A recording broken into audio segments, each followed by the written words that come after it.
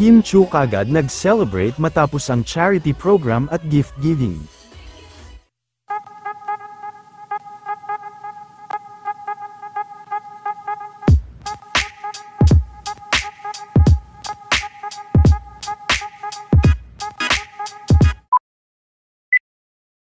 Matapos ang pag-aayos kagabi ng mga ipapamigay nila Kim para sa kanilang gift giving, ay maaga pa nga lang kanina ay umalis na nga sila Kim, para sa charity program nito, kung saan ay kasama din ni Kim ang kanyang ate Lakam at kanilang mga kaibigan.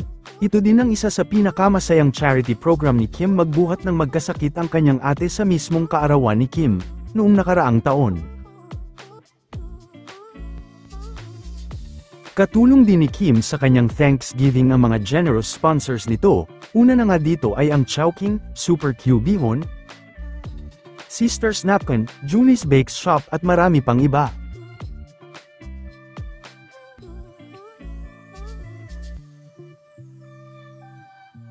Samantala, matapos ang nakakapagod na ginawa nila Kim kanina, ay dumiretso naman sila sa kanilang tahanan, kung saan ay nagkaroon din sila ng simpleng salo-salo at selebrasyon para kay Kim.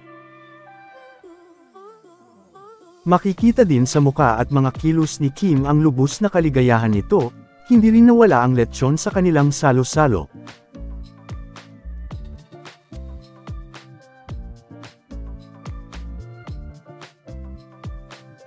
Kaagad din na umani ng positibong mga komento si Kim, at ayon nga sa ilan sa kanyang fans ay most generous artist umano si Kim.